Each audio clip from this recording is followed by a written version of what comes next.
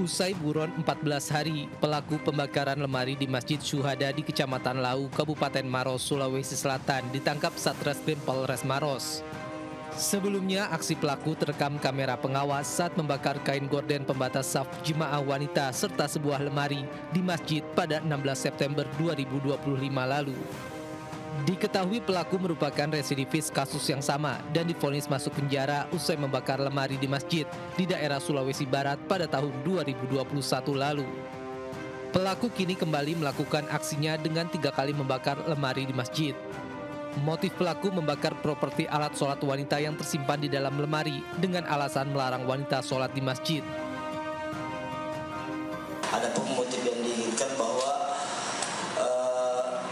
yang bersangkutan tidak menginginkan perempuan melaksanakan ibadah di masjid. Jadi itu adalah kepahaman dari yang bersangkutan. Atas perbuatannya, pelaku dijerat pasal 187 ayat 1 KUHP dengan ancaman hukuman 12 tahun penjara.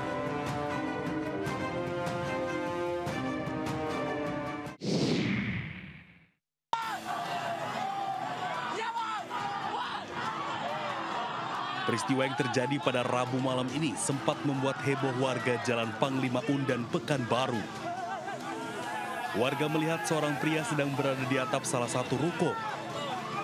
Keberadaan pria yang belum diketahui identitasnya ini diduga tengah mencuri namun terpergok warga sehingga pria tersebut lari dan didorong dari atap ruko. Usai jatuh, pria tersebut langsung dilarikan ke rumah sakit karena mengalami patah tulang pinggul dan retak tengkorak kepala. Pada diri yang pelaku ini kami tidak menemukan KTP maupun surat-surat lainnya. Nah, langkah kami sekarang adalah mencari dan membuktikan perbuatan pelaku, apakah yang bersangkutan ini merupakan pelaku pencurian. Tim Opsnal Polsek Senapelan sedang berupaya mencari pihak keluarga dan kerabat terduga pelaku. Dari Pekanbaru Riau, Indra Yose Rizal, iNews melaporkan.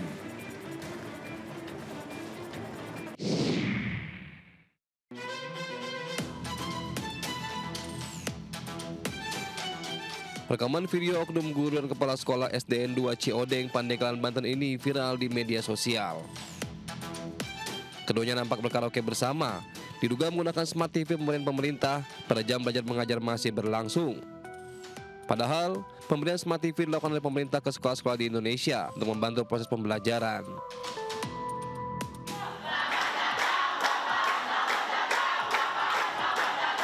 Presiden Prabowo Subianto menargetkan pemberian smart TV untuk 330.000 sekolah di Indonesia pada tahun ini. Sekarang pun kita sudah sebarkan, tapi baru mampu satu sekolah, satu layar digital pintar, istilahnya smart digital screen, smart television.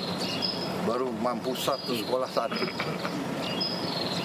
Tapi berarti tahun ini kita harapkan 330.000 sekolah akan dapat. Saat ini, Smart TV sudah mulai dibagikan ke sekolah-sekolah di Indonesia.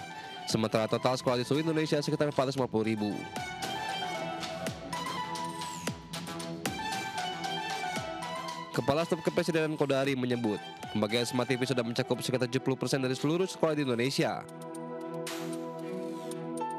Tujuannya untuk memberikan materi ajar dengan kualitas merata di Indonesia. Tim Liputan iNews melaporkan.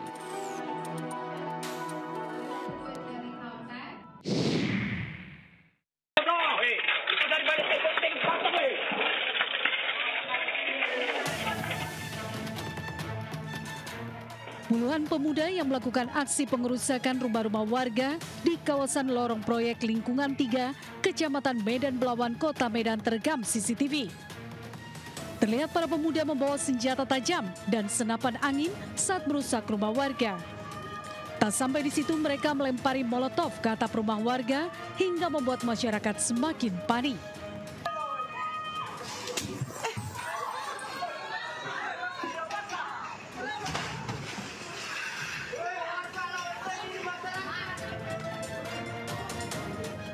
Diduga pengerusakan ini dilakukan para pemuda yang dendam karena kampung mereka sebelumnya diserang hingga terjadi aksi tawuran. Tidak hanya rumah warga, angkutan kota serta sejumlah steling tempat jualan warga turut dirusak para pemuda. Kami kan nggak ada perlawanan, nggak ada orang, nggak ada perang. Orang tuh sendiri yang datang rame-rame, rumah habis diapainnya. Steling yang jualan tuh udah habis hancur, kaca-kaca jendela orang tuh udah habis hancur. Itulah yang diapakan orang itu. Lawan nggak ada, ini posisi tidak perang. Warga berharap petugas kepolisian dari Polres Pelabuhan Belawan melakukan penjagaan di kawasan rawan tawuran dan menangkap pelaku pengerusakan yang telah merugikan masyarakat. Dari Medan, Sumatera Utara, Yuda Bahar melaporkan.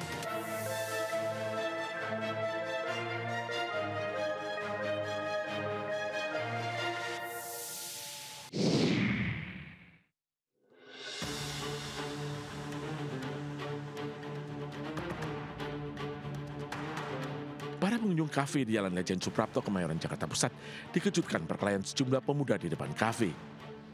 Kedua kelompok sama-sama pengunjung kafe terlibat baku hantam secara brutal hingga ke badan jalan.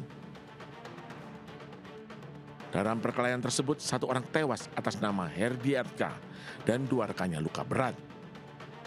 Hanya dalam waktu kurang 1 kali 24 jam, aparat Reskrim Polres Metro Jakarta Pusat berhasil meringkus 7 diduga pelaku di kawasan Tambun, Bekasi. 3 diantaranya dibawa ke lokasi kejadian untuk menjalani reka ulang. Perkelahian maut bermula saat ketiga korban dan 7 tersangka tengah minum minuman keras di lantai 2 kafe. Diduga hanya karena persenggolan, keributan berlanjut. Ketiga korban keluar dari kafe langsung diserang oleh ke-7 tersangka. Salah satu tersangka membawa pisau menikam ketiganya dengan membabi buta. 2 membawa botol minuman, sementara sisanya hanya menggunakan tangan kosong. Perkelahian, kemudian ada 1 pelaku yang membawa senjata tajam dan juga ada beberapa pelaku yang menggunakan botol untuk memukul. Sehingga mengakibatkan korban 3 orang harus dibawa ke rumah sakit RSPAD. 1 meninggal dunia dan 2 luka-luka. Akibat perbuatannya, ke-7 tersangka terancam hukuman 12 tahun penjara. Dari Jakarta Pusat, Rani Sanjaya, iNews melaporkan.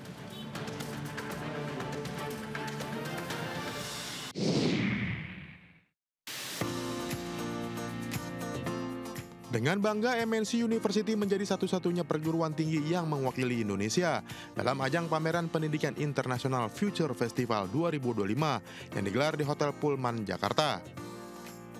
Pada ajang ini, perguruan tinggi di bawah naungan MNC Group ini bersama dengan 53 universitas bergengsi dari berbagai belahan dunia, mulai dari Asia, Amerika hingga Eropa, memamerkan kurikulum dan metode pelajaran unggulan mereka.